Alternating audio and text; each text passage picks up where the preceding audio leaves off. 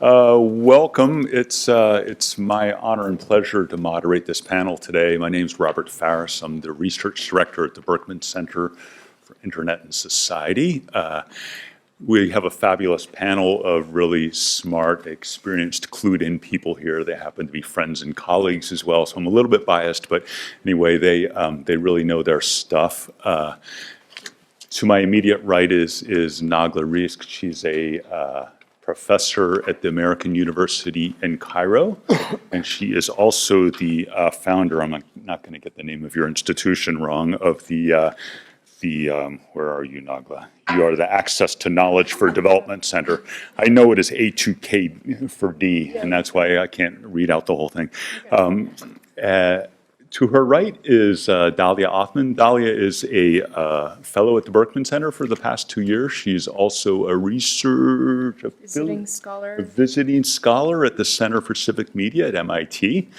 To her right is Nadine Weheba. Did I say that right? And I don't even know your title. She works at the American University of Cairo as well, and she's the Grand Poobah. What's your title there? I'm a researcher. A researcher, yeah, fabulous. Lena Atala is a journalist who right now is the chief editor for the Mada Masr in Cairo. It's a web-based newspaper. She's also a researcher at the center in Cairo. And at the far right is Faris Mabrouk. Faris is he's the director of the Arab Policy Institute. He's also leads the Yunus Social Business Global Acceleration Program. The collection of us, along with a few other people here, have been engaged in a project to try to understand how the network public sphere works in the Arab region. We borrow this term, the network public sphere, from Yochai Benkler, who describes the network public sphere as an alternative avenue for media, a place which kind of gets around the traditional gatekeepers, which is less under the control of government, which provides an alternative for setting the agenda and the framing and for highlighting given topics and articles of public interest. And so the general question on our mind here is how has this worked in the Arab region, and using analytical and research tools at our disposal to do so. So these days we have a lot more data, we have a lot more tools in which to study the network public sphere, which is wonderful. We're still learning as we go. We'll show you some of these tools and techniques today, but we're going to focus more on some of the big picture items today as well. We've gone through, I think, several waves of optimism and pessimism about digital tools in the hands of civil agents. I think before we knew anything about it, there was a lot of optimism about what they would be able to do. Another wave of pessimism came through. In the wake of the uprisings in the Arab region several years ago, we saw again another wave of optimism coming through, because this was, I think, much real, stronger evidence that in the hands of the right people, these could have a real effect on social and political processes. I think that optimism has also been tempered over the last couple of years. So these are some of the things that we're going to talk about today. So what we're going to do is do a couple rounds through the panel, take your questions following that, and hopefully have a nice dialogue around these issues.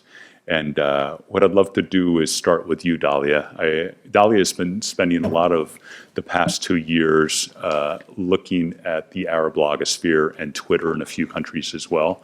And I guess we're going to start with the question of what's our general understanding of the network public sphere and how has it evolved over the last couple of years? Yeah, sure. So I wanted to, thank you. I wanted to sort of focus mainly now on the Arab blogosphere. And what you're seeing right now is a map of the blogosphere from 2014. It's a snapshot in time. And it's something I guess we've built on. Back in 2009, the Berkman Center did a study on the Arab blogosphere. And there were very interesting findings that came out of that, namely that the blogosphere was used for a way to comment. It was a way for people to comment on certain things, be it political, be it social, cultural, or even religious. And so we decided post-revolutions that we would take another sort of snapshot and look at this blogosphere again. And I'm going to keep it short and sweet and say, like, one main finding in this was the fact that the Arab blogosphere is actually in decline. There aren't a lot of blogs out there anymore. And what blogs that you see, there are quite a few of them that are online, but people aren't actively blogging. So they're available online, you could see them, but you see that they've stopped blogging. And there are certain, some of the bloggers have chosen to explain why they've stopped blogging. They sort of write up their last blog, and others just quit blogging. And what's interesting is that we see that a lot in the political blogs, especially in Egypt.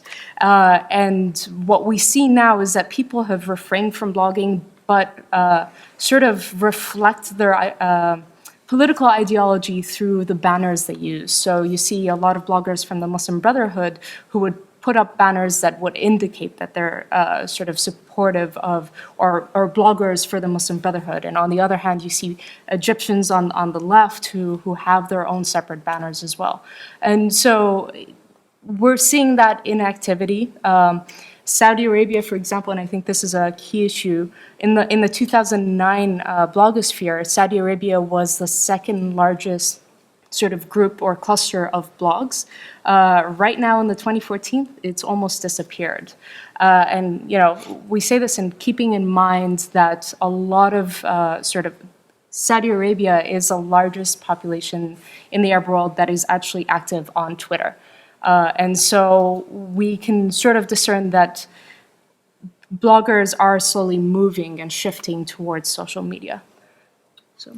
Super, thanks, Dalia. So a couple things we need to come back to later. So one is the nature of pan-Arabic discussion here, and the shifting platforms is clearly a big issue here. Yeah.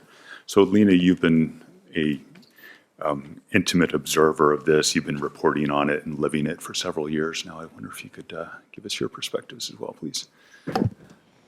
Okay, so I'm going to start with a quote from one of our interviews in Cairo.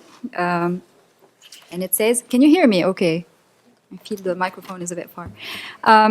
So the quote reads, since some time we have been used to a certain level of tolerance and acceptance because we all look alike and we are all from one generation.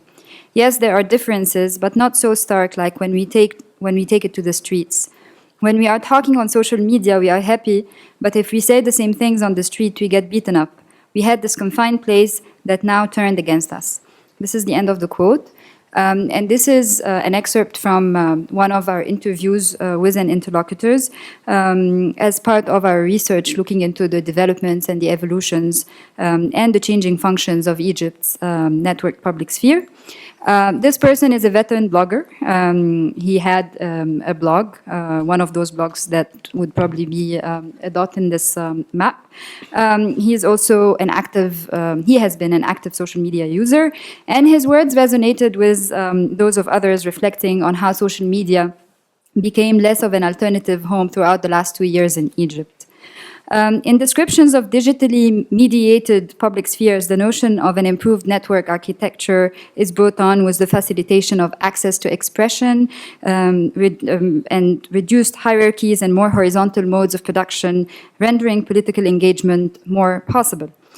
While this possibility unfolded in several Arab contexts, it was also quickly connected to the Arab Spring mobilizations, and much of the attention shifted from the depiction of these constructed public spheres to how these public spheres should be conducive to some kind of a mobilization. The last 2 years, however, gave us an interesting possibility to better examine these publics outside the scope of mobilization without casting the burden of mobilization on them, mainly because there haven't been so much mobilization in terms of street protests and so on in the last 2 years.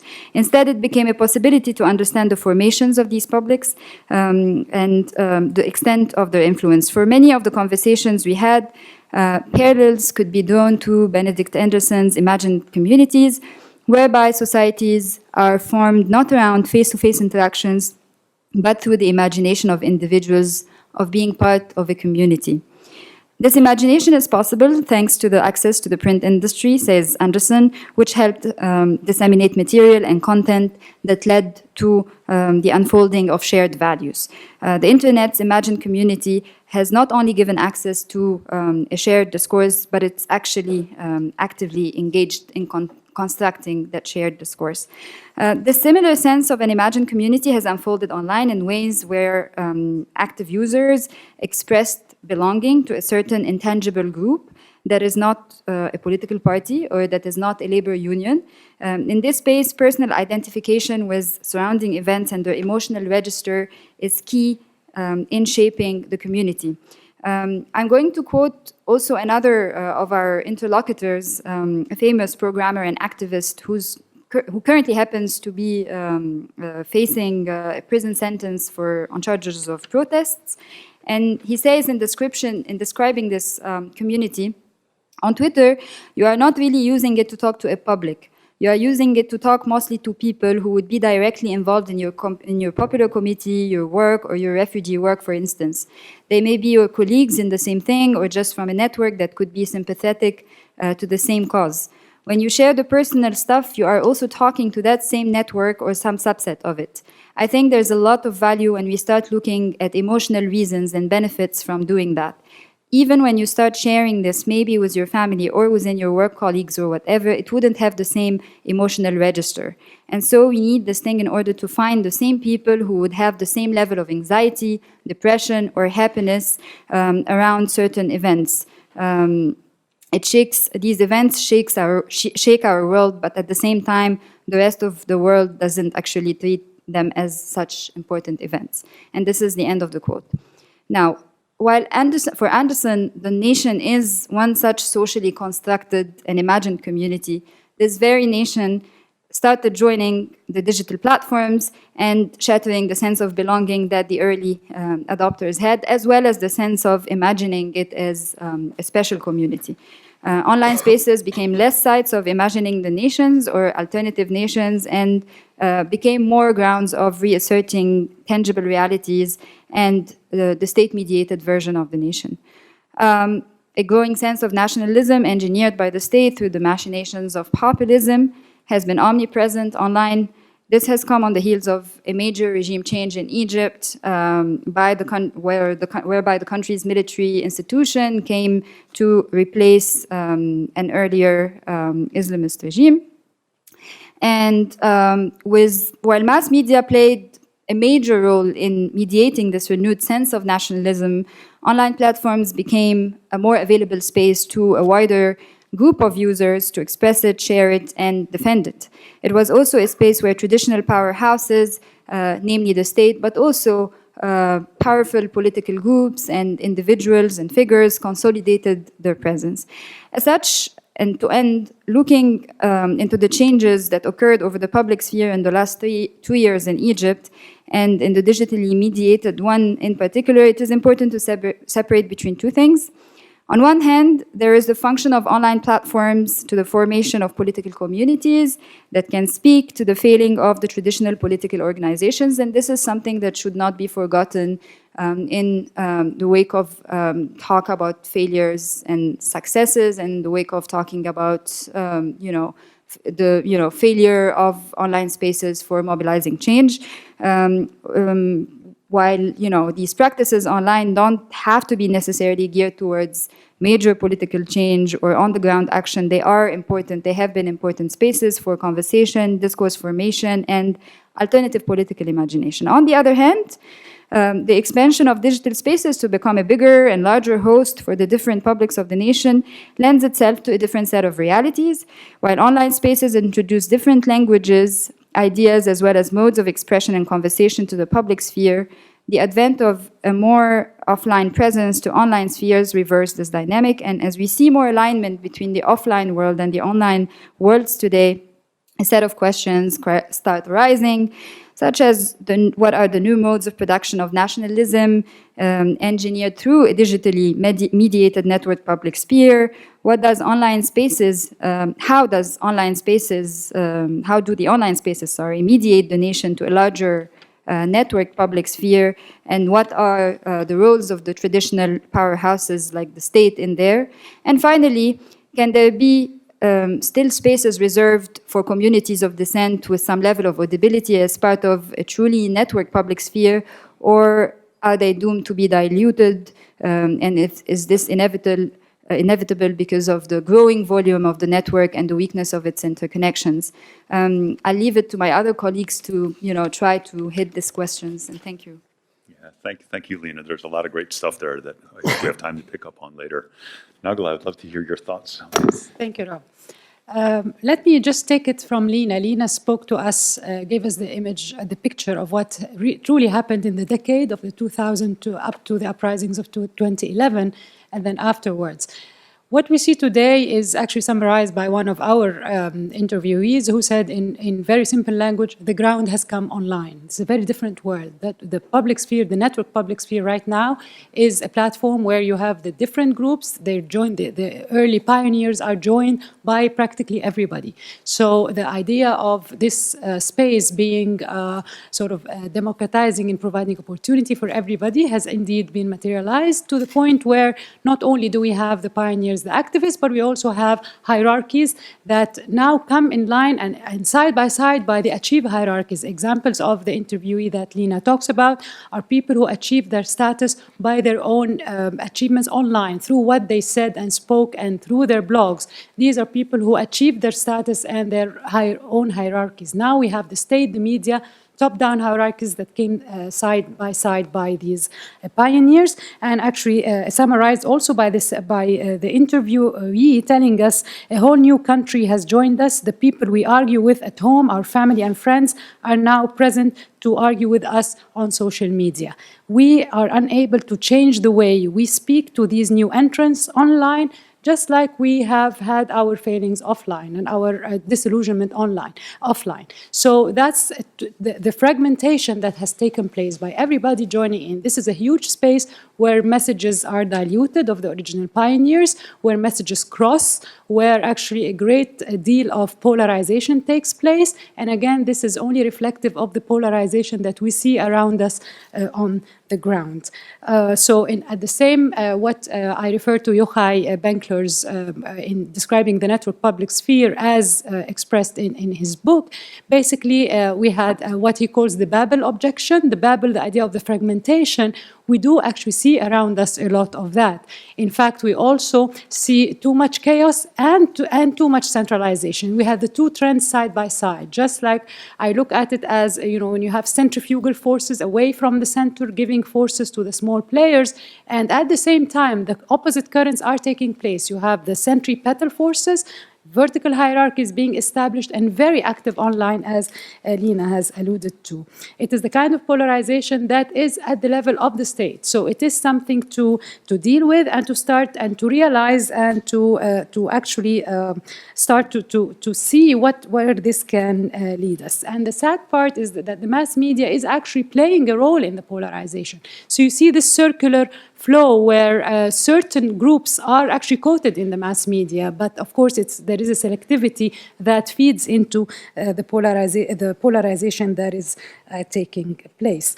At the same time, I want to emphasize the relationship between these two worlds. When we talk of a networked public sphere in the Arab world, we take a step back and we look at the Arab public sphere. It is a representation of the public sphere that we have, with all its uniqueness, with all its own path. Perhaps we need to step back and think again. The notion of the public sphere, as presented by Habermas, the idea of capitalism giving space to democracy and political debates, and eventually the role of the media. We've had a different model in the Arab world. We need to study that model, and we need to really see the perhaps the achievements but also the failures that we have in the public sphere are also reflected in the network public sphere. So on a positive note, there is a role for looking at this from a different lens and from a different perspective and trying to see how we can use these technologies and devise new tools, perhaps novel tools, to study and assess what we see around us. One of the, I know that two of the points that I want to emphasize, may that be the polarization and the mirroring, or the extreme mirroring of the network public sphere to what is on the online spheres, to what is going on offline. We have seen this in our field work, and I know that Nadine will share with you pictures that show that. We have done all of our interviews actually, focus groups with the different groups, with the Islamists, with the regime, the pro-military groups, with what we call the non-aligned group and third way or non-aligned group. We have interviewed different individuals from the Muslim Brotherhood, and basically what we see as, for example, the hierarchies in the Muslim Brotherhood as an institution, their approach in dealing with social media was similar to that. So you see the hierarchies that are on the ground are actually coming to social media with their own values and their own mechanisms, with their own dynamics. So may that be the state or mainstream media or institutions like the Muslim Brotherhood. So it's no longer the world where we had the activists, having space to interact and to impact a mobilization on the ground. I will stop there, and then I know that Nadine is going to follow up on that. Good, good. Yeah, So I just want to highlight a couple things before I let Nadine take over. So one of the things I hear from you is the prior notion of the network public sphere creating its own new hierarchy is being challenged by prior hierarchies now asserting themselves online. Also a filling in of the network public sphere. Concerns over fragmentation, polarization, got to come back to those for sure. Yeah. Nadine, please. Okay. So what I wanted to show is a few illustrations of the points Nagla was talking about, and Lina, on these the nature of the offline and online dynamics in Egypt and the importance of looking at the context in which all this is taking place. So these are images generated using a software called WebRadar, and this basically collects and analyzes data from Facebook, Twitter, and different news websites, and it's developed by a company called Innova in Tunisia. So what we see here, this is a timeline of events on the Tom Marwood campaign. This was the campaign launched around April 2013 against the rule of the Muslim Brotherhood in Egypt. What you see here is mentions on Facebook of the word tamarrud. And just to let you know, point B is when the campaign was launched on Facebook. And we don't really see a surge in the online conversation about the topic as a result of the creation of the Facebook page. Versus, for example, there's a very famous Facebook page in Egypt called We Are All Khaled Said, and this was created after the brutal murder of Khaled Said outside an internet cafe in Egypt by the police in 2010, and it's become synonymous with the uprising in Egypt.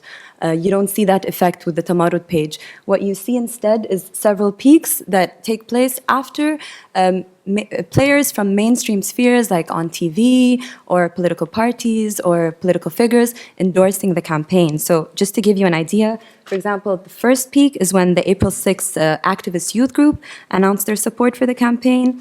The second peak is after a combination of different political parties endorsing their support for the campaign in mass media and in the press.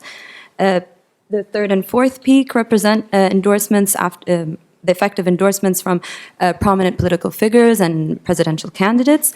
And the fifth is obviously the one during the protests, the June 30 protests at the presidential palace in Egypt. And so what we can say here is that in terms of the relationship between the offline and online spheres, we do see that mainstream players are perhaps more powerful in driving the conversation online and do remain to be very influential in the case of Tamarrud. And the next image, kind of tries to illustrate what Nagla was talking about polarization. Let me tell you what this is. This illustrates, polarization specifically on Facebook. Facebook is very important in Egypt. This is a 16% penetration rate. We're talking about almost 14 million Facebook users versus Twitter, where it's under 1% of the population. The period of time we're looking at here, or this is a snap, from 30th of June 2013 to around the end of August, and this is the time when the military government overthrew the Islamist regime that was in power, the Muslim Brotherhood, and this was also during the forceful dispersal of the encampments at Raba al-Adawiyya and al-Nahda squares, which were calling for the reinstatement of the deposed president. So what you can see here is posts shared on public Facebook pages. These circles represent the sources of these posts, so the different pages, and their size represents the amount of posting by the source. The distance between the circles, is reflective of the extent to which they discuss common topics. And the circles that are linked are discussing common topics, and they have a similar stance towards that topic. So you see clearly on your right, I think it's your right, a cluster of Islamist-affiliated pages, whereas on your left, you see one of regime-affiliated pages, regime-supportive pages. And what we do notice is kind of an absence of pages that represent the views of the non-aligned group.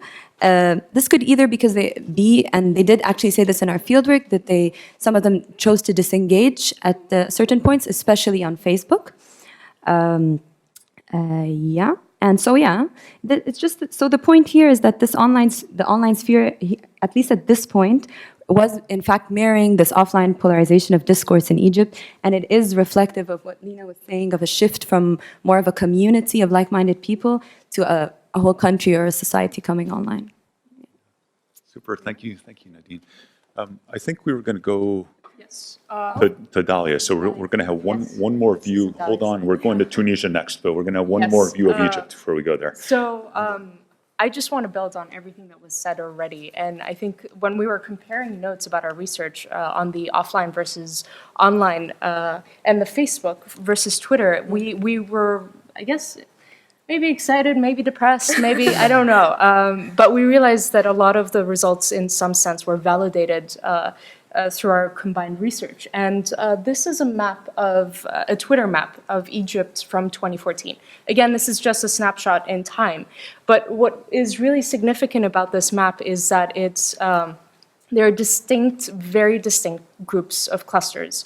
And basically each circle is a handle, a Twitter handle. And what we saw is that the map itself was divided based on two themes. One was political and one was apolitical, social, cultural, more of a personal thing with basically users avoiding to talk about politics. But what was really, I think, very, very interesting is the distinct clusters or grouping of the political clusters. And so what you see, and I don't know if the colors are very clear, but the top, there's a green cluster, and those are people who align themselves with the military or support the military. At the bottom here, the yellow are people who align themselves with the Muslim Brotherhood. And what's interesting is that in the middle are the people that we're labeling or calling basically non-aligned, who support neither the military or the Muslim Brotherhood. And again, what's really interesting about this is the fact that they're very distinct groups. They're very divided.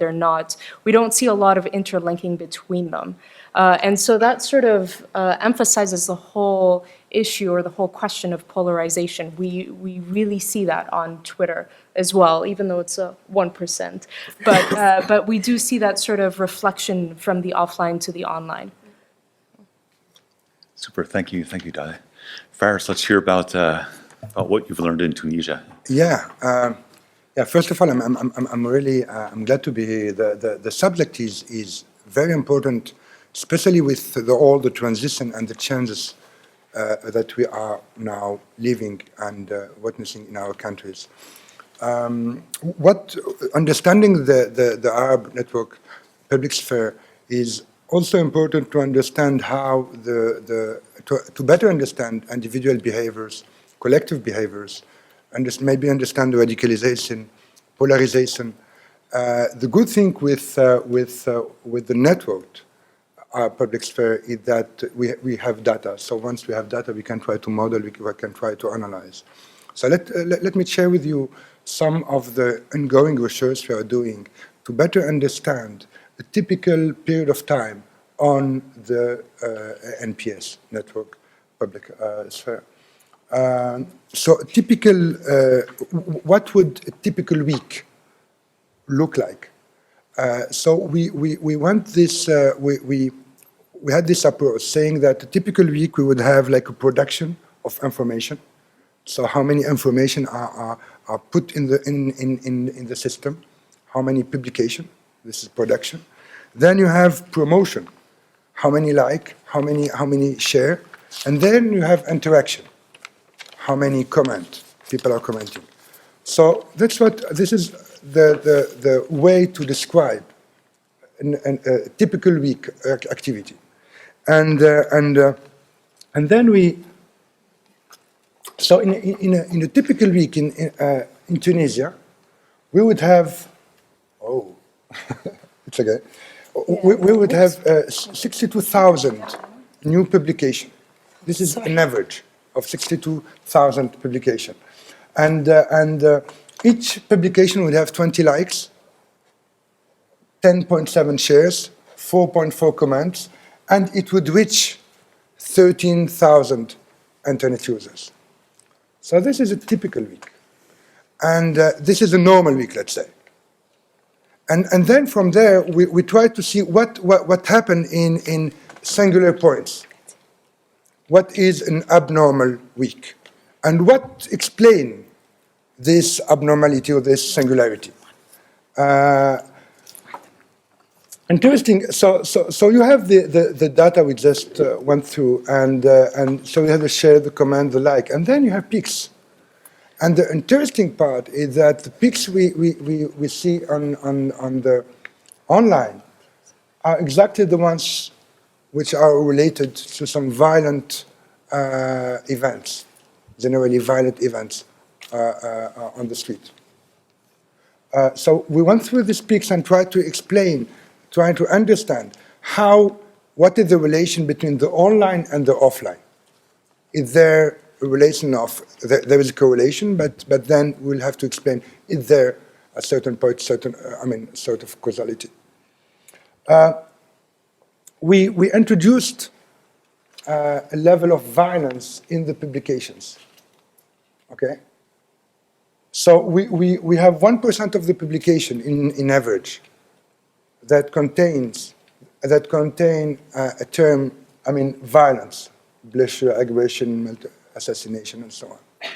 And the average number is 1%. But what we saw is that when the level of violence increased in the publication, the level of reach the level of comments will change. So we have higher number of share, higher number of comments. This was just to share with you the way to modelize and to come with a model that would explain the collective behavior on the public sphere. And this is ongoing research. Hopefully we'll come with other results. Thank you very much, Faris. So we've had kind of a few different overview looks at the network public sphere. We've started to dig into the data a little bit. I want to start picking off a couple topics and start thinking of questions you want to ask if any of these are of particular interest.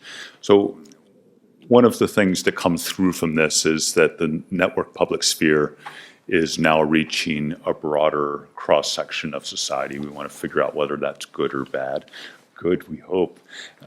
It's certainly a different world than when we looked at the blogosphere 5 years ago and saw, I think, what was at that time elite bloggers talking and debating in long form complex political ideas and building coalitions now.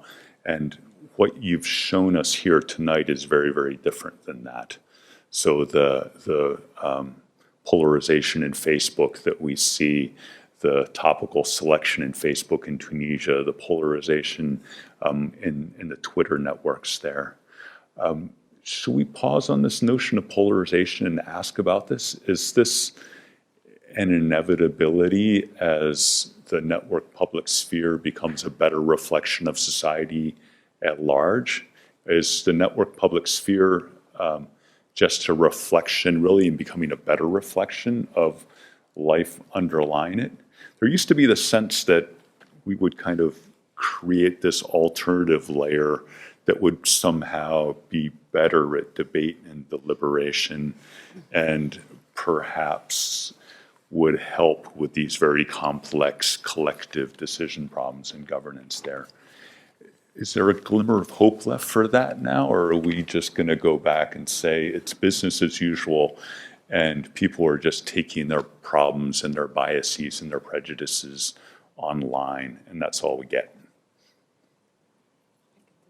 Please do. I'll give it a shot. A breath of optimism, please. Yes, yes, actually, yes, I will try.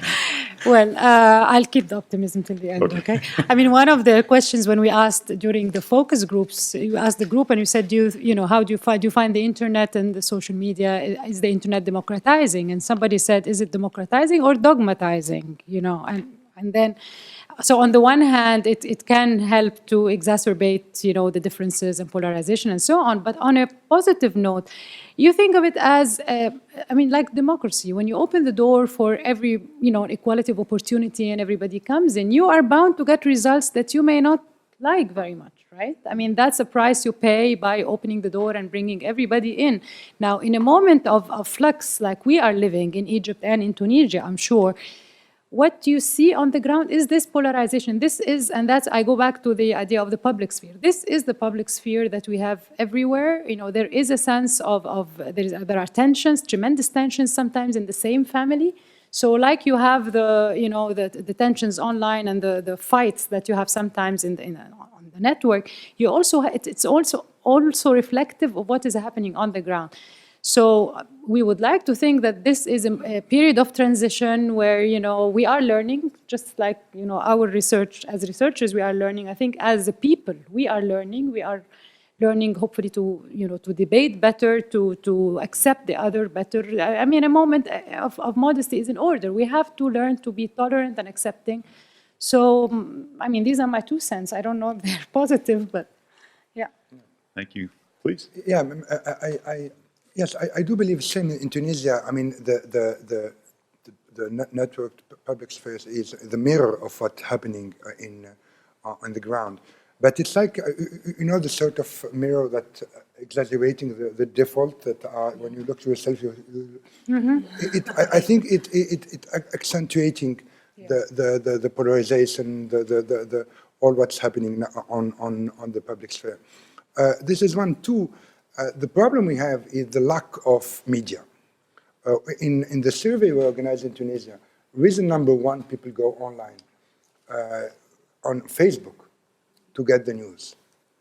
In a situation where there's a lack of credible media, Facebook became and has a completely different role, I guess, from the role it has in other countries.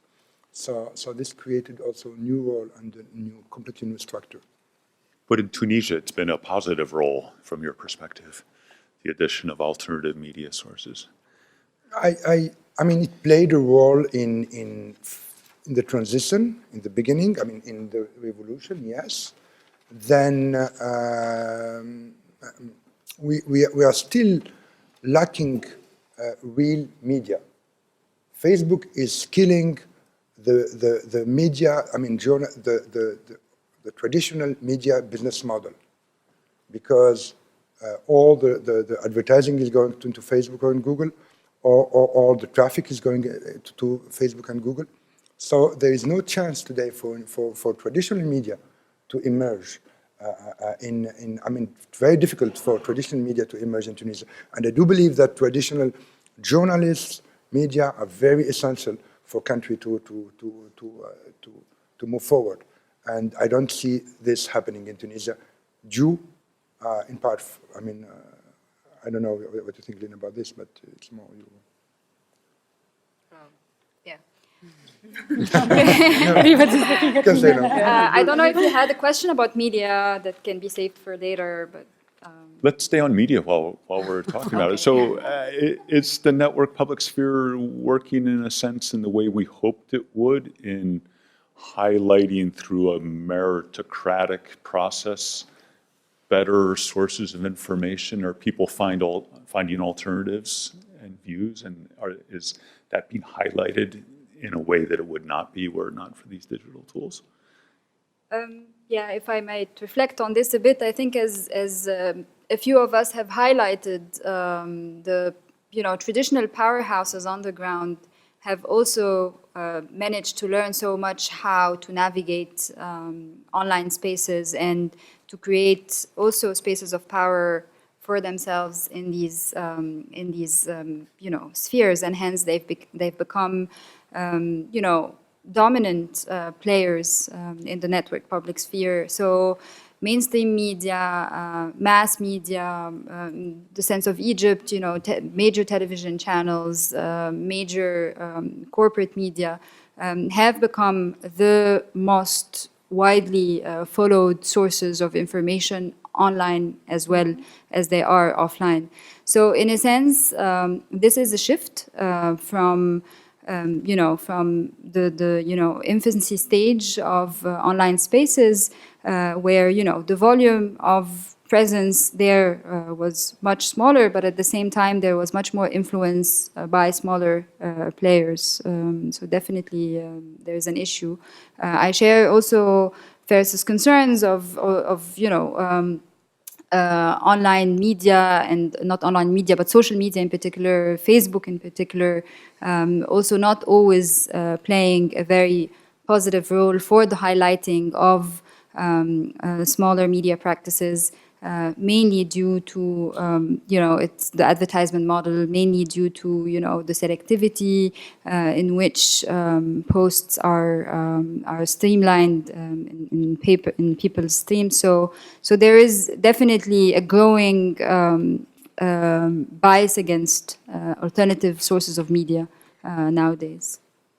Can I add a note to that? I think I think what you said is very important in the sense of navigating these platforms.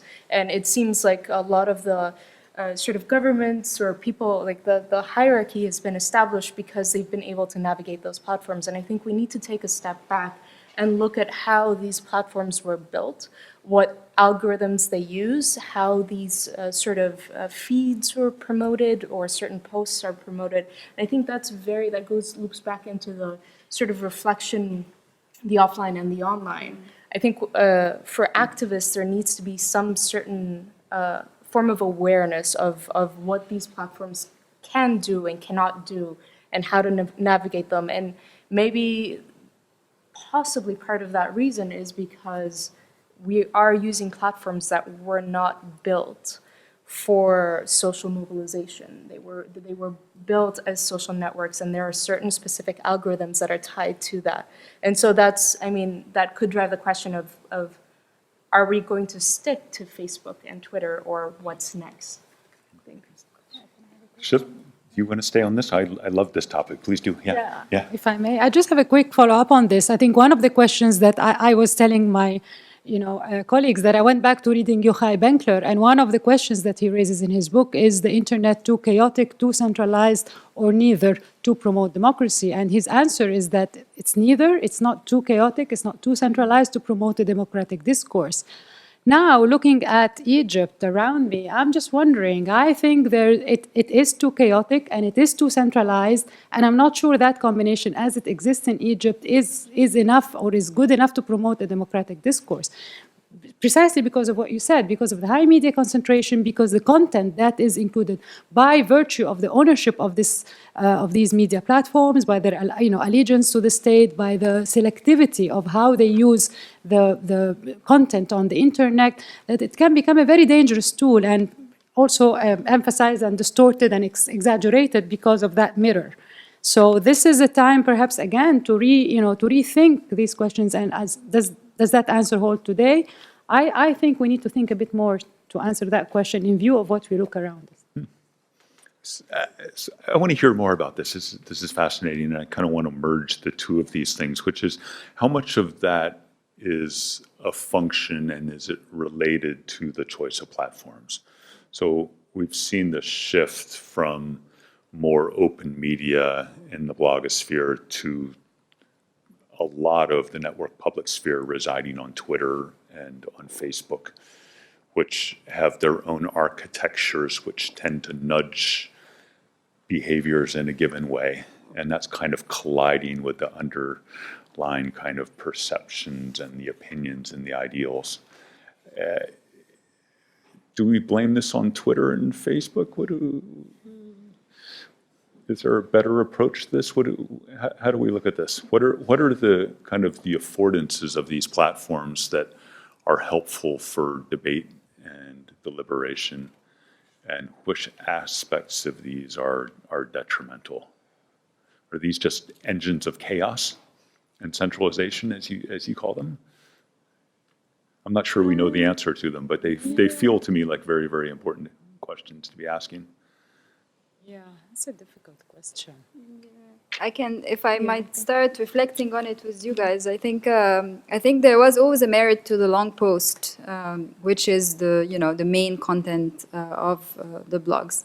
In the space of a long post, chances are you manage to make a fuller argument, and chances are you force the person who's reading to reflect more deeply in the space of this longer piece of content, as opposed to having to hastily react to a shorter post, be it on Facebook or Twitter. So definitely the form of the platform affects the types of ensuing conversations, and the fact that there has been a migration from the blogosphere to spaces of Twitter and Facebook, whereby we find much more like shorter pieces of content here and there, is affecting the quality of the debate. That said, and I think this is something we referred to earlier today in our conversation, it's interesting how many people from the blogosphere world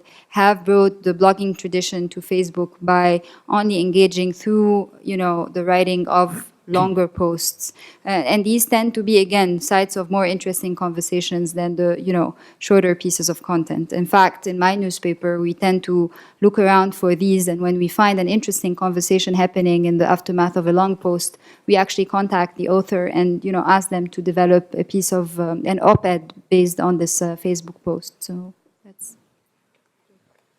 Yeah, one major change I see happening now, especially in Facebook and Twitter in the Arab world, is the security of. During a certain period of time in 2010, during the evolution, Facebook were the most secure, safe place to take risk and publish. Why? Because of the community, because of the impact you had, and because the governments were not, comfortable with attacking someone for posting on Facebook. But today, even in Tunisia, where we supposed to have democracy, people are also, arrested, and there is a lack of, clear regulation. How do we manage? Is it public sphere? Is it private sphere? What is the other limit you can post on Facebook? So there is also a chance of this, and maybe the way, because it's no more the safe way to publish, it will probably change the type of content we have, and definitely the role of it. I want to see if there's any questions from the audience. I have 20 more myself. We'll start here and then go to the back. Yeah. I have a really simple question, and it's an untutored one. I work a lot on crisis mapping, and I'm thinking about platforms like Ushahidi. It's such a different, it's like designed to be thin data, right? So I'm curious whether you've looked at those kinds of platforms, particularly the ones that are free. And I work on Syria, and I've seen some of the maps that are generated through them, and I think there's real methodological problems, but I can imagine that there might be interesting conversations that come out of using those platforms, or if in fact you're going for the ultra short post or the crowdsourcing or this kind of, I'm wondering, as people who've thought more deeply about what you guys think about, I'm curious if you've thrown that into the mix, or if that's just sort of analytically a different project. Too big of a question. I'll take a whack at that while you guys are thinking. So that's a really good question. I'm sure there's a lot of valuable stuff to learn there. There's, of course, a profusion of platforms to look at, and we haven't gotten there yet. It's a very interesting question, which is if you want to understand what's going on online in civil discourse, what do you study? And in the Middle East, the answer right now is Twitter and Facebook. That's where you go. That's where a large majority of the ideas are. And the question that we don't fully know the answer to is that really a good reflection of the totality of views that are taking place underneath. My guess is it's pretty close, but I'm not sure. Are you following up on that, or are you going to a new question? So I'll come back to you. I promised the gentleman in the back. I'm following up on it. Thank you. Okay, thank you.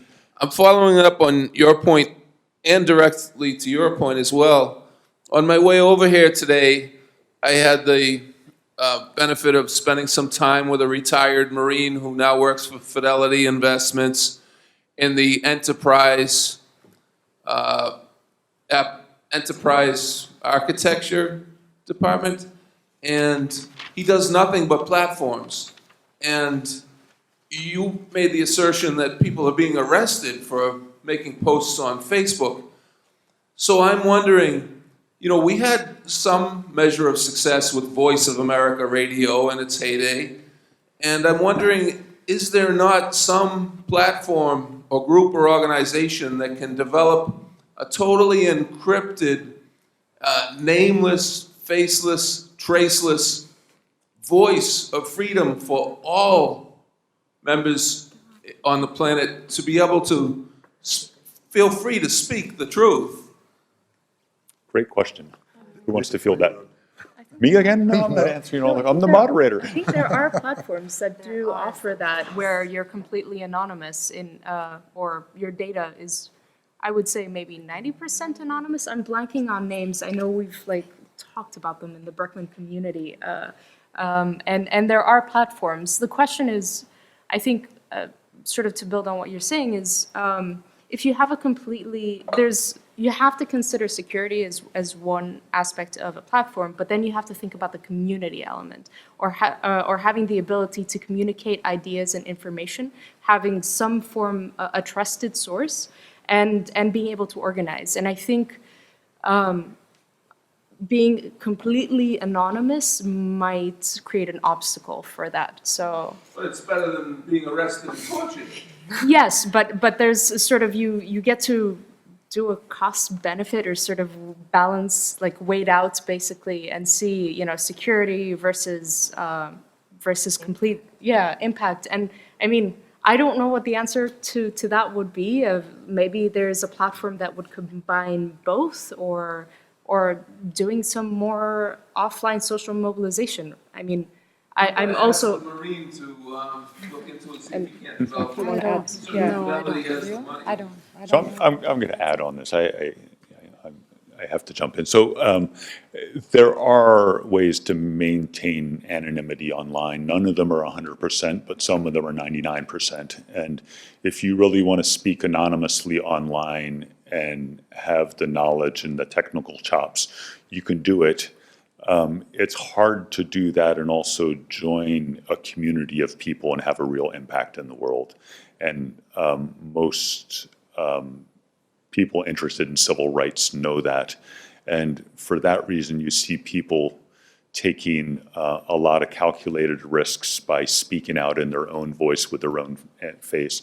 And that's the decisions that they make. It's a hard decision. I'm not sure I would make the same decision, but it's a decision that people make. If you want to be on Twitter and be anonymous and you live in Tunisia, you can do it. If you want to be on Facebook and be anonymous and you live in Tunisia, you can get away with it as long as no one flags your account as being under someone else's name and take you down. But there are avenues in which to do that. My last thought on that is that getting ideas out there is actually pretty easy and very hard to block ideas. The things that have a real impact on the world is the creation of networks and communities, and doing that anonymously is really, really hard, and there aren't many examples of it. The group Anonymous, I think, is the one exception out there. Can you block the geo-position tracking too? I don't know. That's beyond my technical know-how. Somebody might be able to flag that one. Yeah. You can opt not to geotag, though I think it can be inferred from Oh, your well, ID. so on Twitter and that kind of thing, you can opt out of that, certainly. So if you're on a Western platform, if you're on Facebook and Twitter and are diligent about maintaining security, the only way that a government could get access to your information is if Twitter or Facebook turn it over, and they don't do that routinely. But nonetheless, people still use, well, depends on the, I shouldn't speak to that. It depends on the rationale for it. They put up a fight often. If there's a good legal rationale for turning the data over, they do it, and that's to stand by that. Some people disagree on whether they should be pushing back more than they do, but they have pushed back in many cases more than they have to. You had a question? Yeah, well, I was just, so there's some research just coming out recently about how few people understand the algorithm, or that there is an algorithm curating their Facebook feed. And I think Twitter has been experimenting with a little bit with what they do, but mostly Twitter has been a platform where you just get this continuous stream. And there isn't kind of just however many people you subscribe to, however many times they post, you're going to see that. So it's a fundamentally different model for distributing content. And I'm wondering if any of you who've spanned both networks, rather than looking at them in isolation, if at all you've tried to compare, how well the content reflects the what you believe to be the ground truth as a result. So you're asking whether they believe that the algorithm is filtering what you see in these places in a meaningful way? Well, it's certainly filtering it, right? And I'm just wondering if you've actually observed meaningful differences as a result of one platform doing heavy-duty filtering that people aren't even necessarily aware of, whereas the other isn't.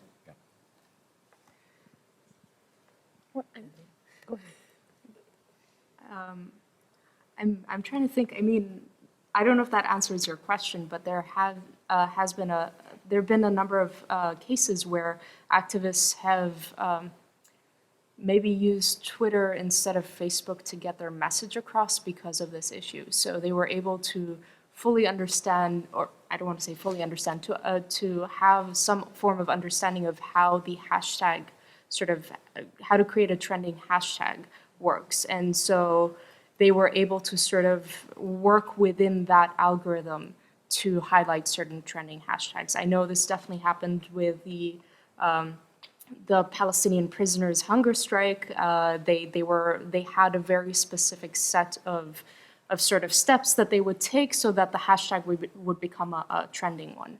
And so I think there is some awareness, but with maybe I'm not entirely sure about Facebook. And I think but you did say something about public posting, public versus private, and so there is some understanding, and I'm going to let you talk more about that. So there was an example out of the United States, and maybe this is at the base of your question, and after the Ferguson protests, there were people noticing that their Twitter feed was full of information about the protests in Ferguson, and that on Facebook there was next to nothing about it. Do you see similar things in the Arab world? I think the fact that even though Twitter has very little penetration in the Arab world, and Nadine had the numbers, I think, or Nagla, I don't remember. Yeah, so even though Twitter has like far less penetration than Facebook, it has always been treated by people who feel like they are here to broadcast a message.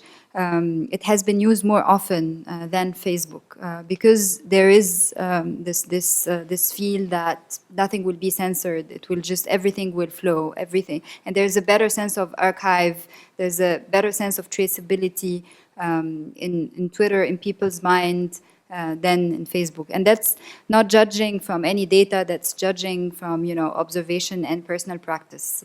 Personal practice as, as an activist, but also as someone who's running a newspaper and who has to navigate, the posting of content between both these media. Again, with, this very small percentage of Twitter penetration in Egypt, it might not make sense to invest in it. But again, the fact that there is a better sense of traceability of this content on Twitter makes us still want to stay active on Twitter and not just, restrain ourselves to Facebook. So. Yeah, I also see this happening for the media, for the traditional media.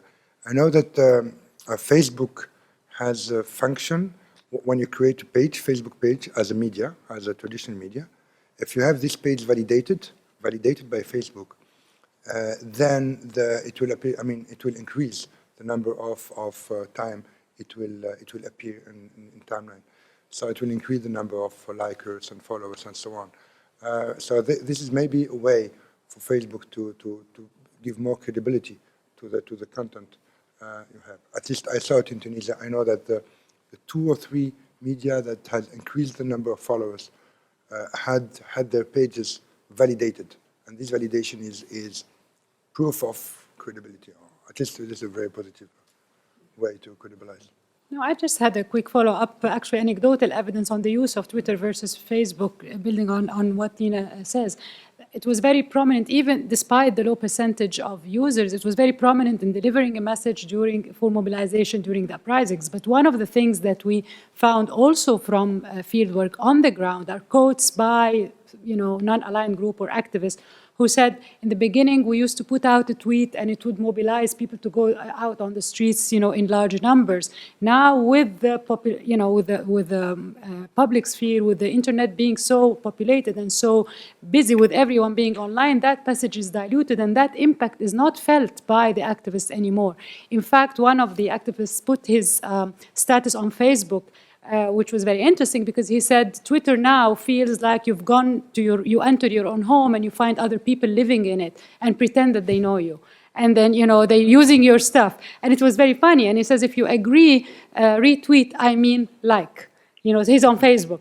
So just these things give you a sense of I go back to my earlier point about, and also what Lina mentioned about this, the pioneers who played a role in sending out messages through the platforms are sort of taking a different stance, taking a stance that is a slower and more calmer stance than being out there believing that their message will be delivered towards mobilization. Can I stay in this area for a while? So one of the aspirations of this research was to try to better understand kind of the reflection and connectivity between the online and offline world. We used to, a long time ago, have debates about blogs versus journalists, and that's long gone, finally. We still talk in terms of online and offline, and I think that distinction is softening over time. Particularly as more people get online and just people's lives are both. And to make that distinction for most of us really isn't that relevant anymore. But penetration in Egypt is now almost 60% internet penetration, Facebook much less, Twitter 1%, is that what you said? Yeah, so there is perhaps a meaningful distinction there. I don't know if you know the numbers for Tunisia. They're probably a little bit higher, but not that different, yeah. What did you learn from your interviews with people about kind of this intersection, the connection between online and offline worlds? Well, certainly it's not a binary anymore, because the two worlds intersect. It's about the dynamics between the two worlds, and they feed into each other.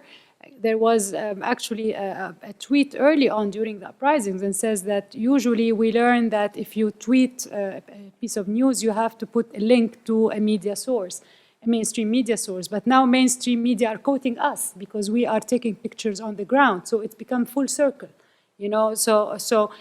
I mean, the word that's happening on mainstream media or online or just in people's on the ground with families, they're so intersected. And again, the polarization, just like it's happening online, it's happening with disagreements within, one's own family. These things are happening. There is no, it's a blur. It is just one word. And the statement, the ground has come online is actually very indicative. We have anecdotal examples from, and I know that we have from the, for example, Tom Marwood interviewed one of the few members of the Tom campaign that Nadine has shown, and we have found several pieces of evidence that the activities on the ground were actually what triggered action. So it's hard to divide, and the binary is no, I don't think the binary is valid anymore. The question is, how can we work with the dynamics between these worlds, and how can we study what's happening in the network public sphere in a meaningful way to promote, positive or optimistic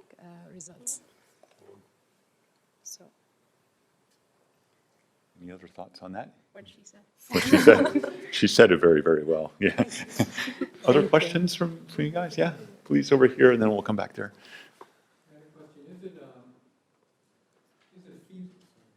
Is it feasible, given the political context in the countries, to make use of social media platforms to have a kind of mediated conversation, facilitate conversation between the different points of view that are now populating the various platforms in countries? I know that Twitter does town halls and things like that, but has any consideration been given to that possibility?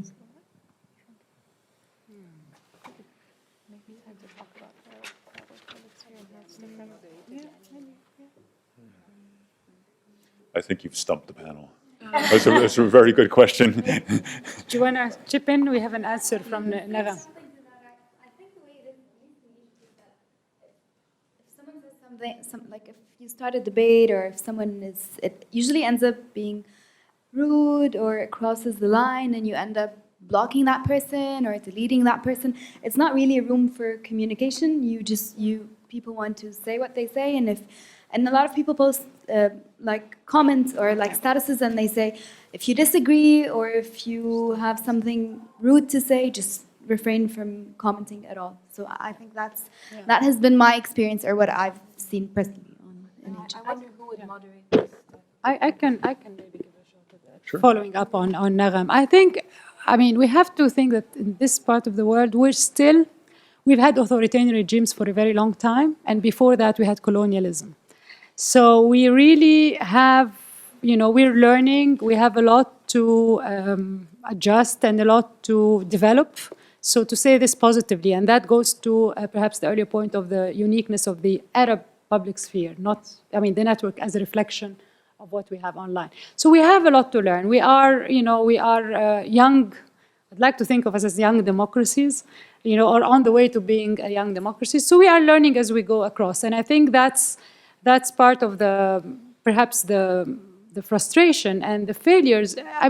The frustration is for everyone. The frustration is for the non-aligned activist group.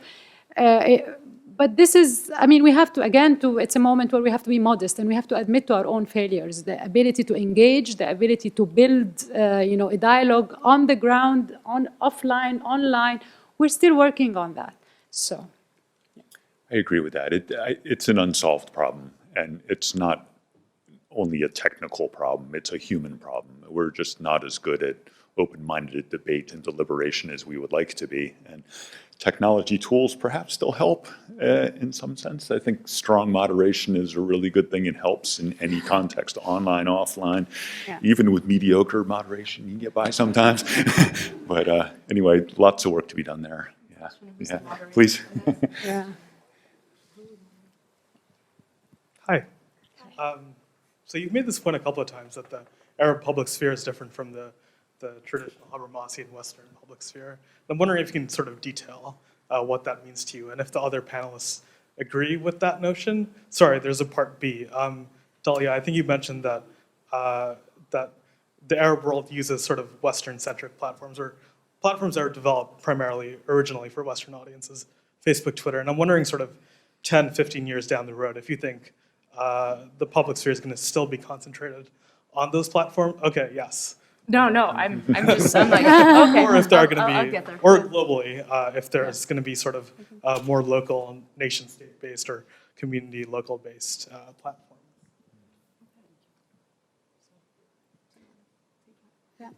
Well, this is a very sensitive topic, and I certainly have to tread this very carefully, because I don't want to be understood the wrong way. I don't want to be in any way saying that we are not fit for democracy. I think the idea of what the Arab world experienced was at moments of openness and of, if you will, intellectual, early in the 20th century. It was a moment where people who were, revolutionary, not revolutionary in the sense of going out in the street and protesting, but revolutionary thinkers, had a common goal, to get rid of colonization. So it was a way, there was a consensus towards this, but I don't think we have had as a long pattern, as a catalog, if you will. The Habermasian catalog is a certain, this happened, and then you reach the case where you have democracy, and then with the internet, there's a network public sphere, and this is a natural growth of a democracy that developed throughout a certain period of history.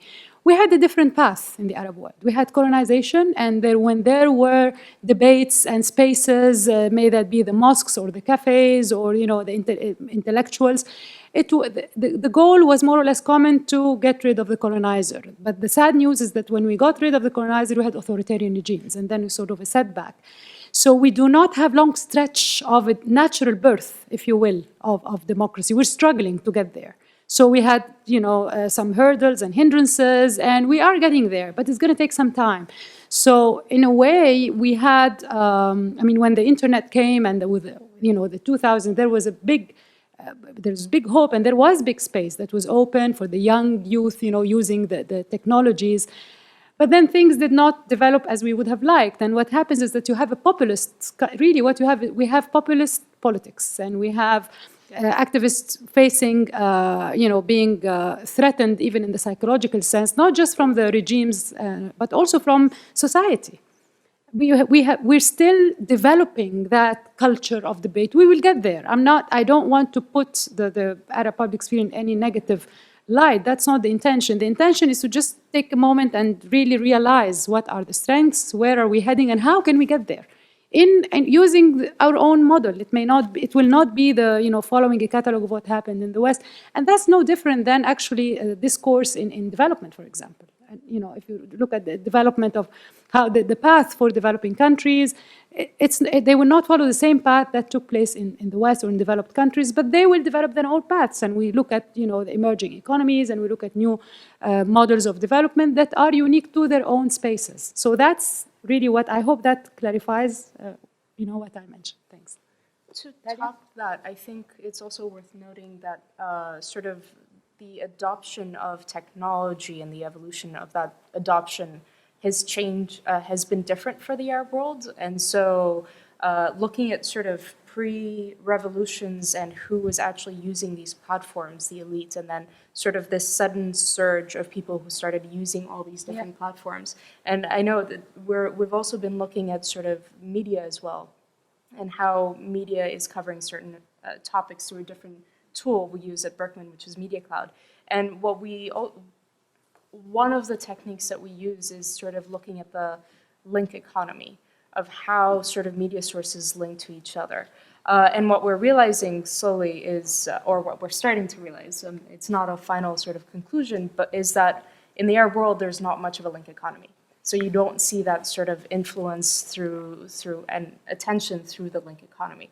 And that's a very, very different usage than the Western world. And so that's something worth digging into and trying to understand why that is the case.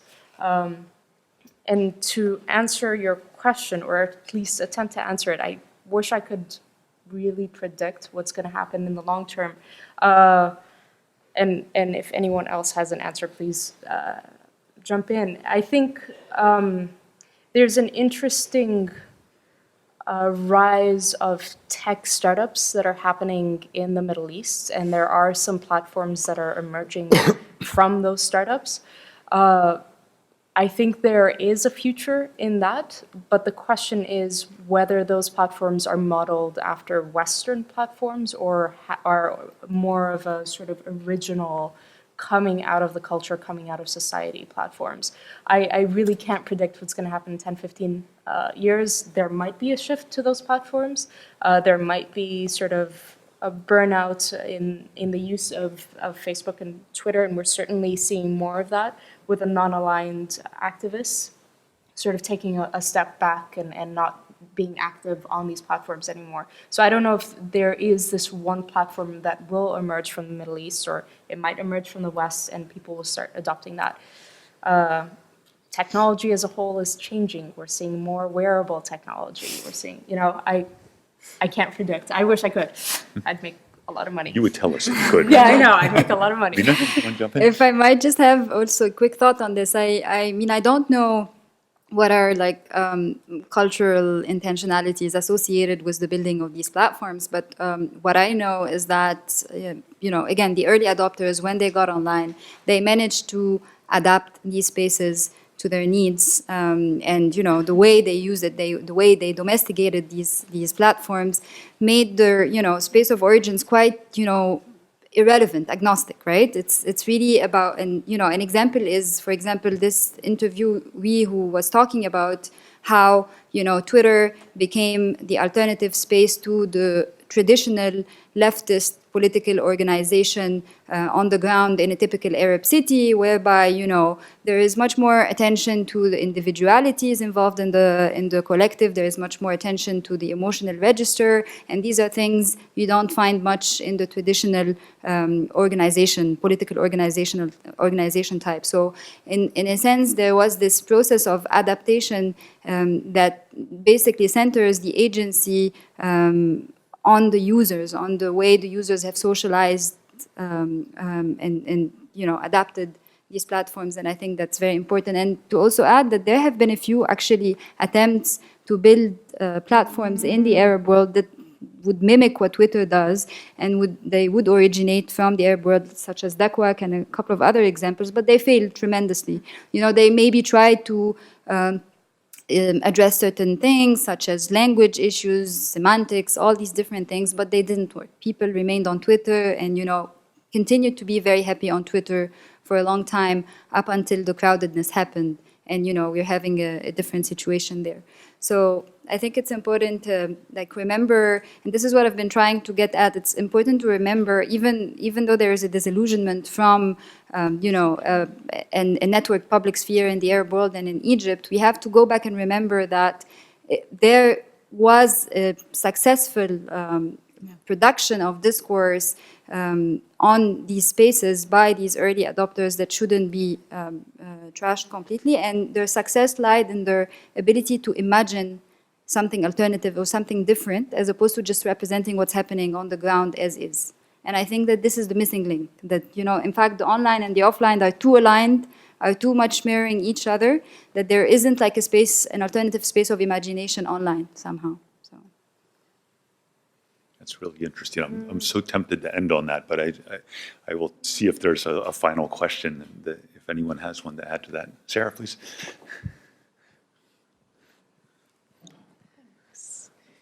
So I've been following the Western media, especially in Europe, about the Arab revolutions, and my observation was that the Arab world was sort of presented as this entity, like they didn't really make a difference between the Egyptian Twitter sphere, the Syrian blogger sphere, the Tunisian online spaces. And there were headlines like Twitter revolution, Facebook revolution all the time. And my impression was that there was too much of this, the Arab world is all the same and all the revolutions are all the same. And I also felt that the impact of social media was probably a little overrated. And I was wondering how you feel about that. Thank you.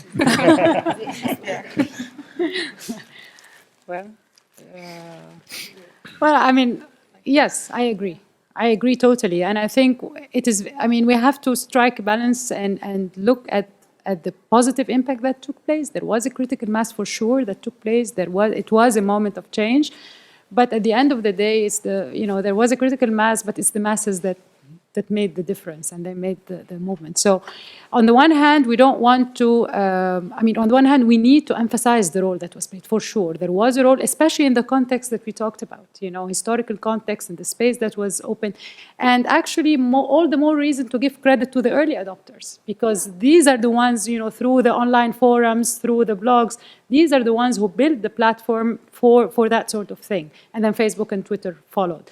But I totally agree. I think it was exaggerated. I think there was a hype around Facebook. I certainly, the Facebook revolution, Twitter revolution, and all of that. I think it's overrated.